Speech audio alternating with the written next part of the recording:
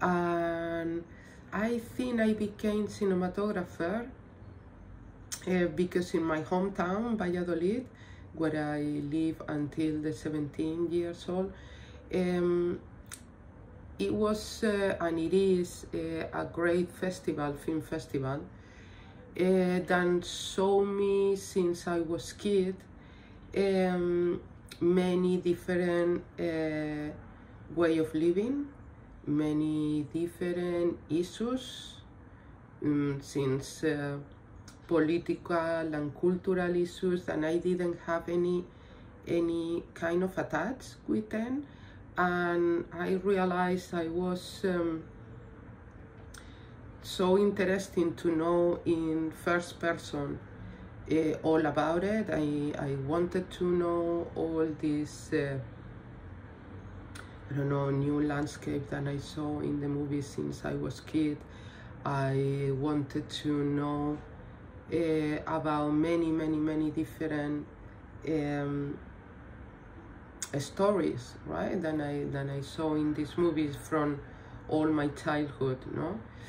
And I think that's why I became cinematographer. I wanted to be there, to know about things, and then to translate into image. I think it's a powerful tool, no, to be able to tell stories through our eyes. And in particular, this is my kind of my last aim, during the last years, is to try to give a proper way of us women and a proper way of representing our feelings, our kind of way of seeing, and trying to even ask ourselves, what is inside of us, right? And trying to express that through the image. Yeah, the other question is about how we can break the stereotypes, right, and cinema create about us women. I think first we need to analyze clearly, what these stereotypes are, and after that, we need to battle, because it's a battle. I mean, to kind of pointing, these stereotypes as a victimist, as a, I don't know, fragility. I don't know, all these characters that they are being showing, in the world of cinema and even in arts, right? I think after to really analyze these characters that doesn't really represent us, as humans, as like half of the planet's population, right? And after that, I think our kind of mission or responsibility, or this is how I feel, I feel like a kind of responsibility, trying to give a value, of the woman's characters in the movies and in the stories that we create.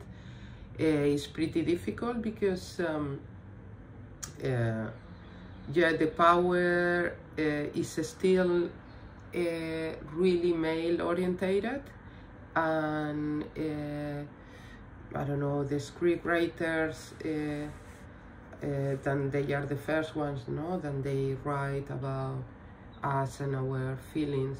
They mostly are being male, and they are still the majority, they are male. That's why when they want to talk about us, I don't know, they don't have the experience, right?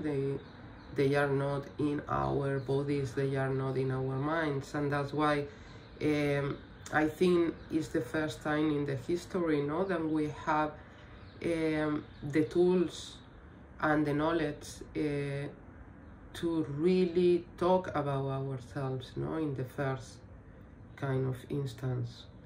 And for me as a cinematographer is what I'm trying to do, no, to analyze the scripts and talk with my directors, and when I see something that is not right, just mark it. And when I had the opportunity in meetings, no, to really talk about these issues, I talk and I'll try to do some changes, even the small ones. They are really important. And yeah, this is our time right now, no, and I think we need to really use it. The Rojava woman revolution for me is a great symbol of feminine resistance. They create a space of women in politics. They educate women as well through the movement. Auto-defense is something really, really important, as we know. And yeah, I think it's to have a space into the politics and to create a level, a equal kind of economical system is the most important for us, because we didn't have it before, any of these aspects. I mean, and that's why for me it's a great example than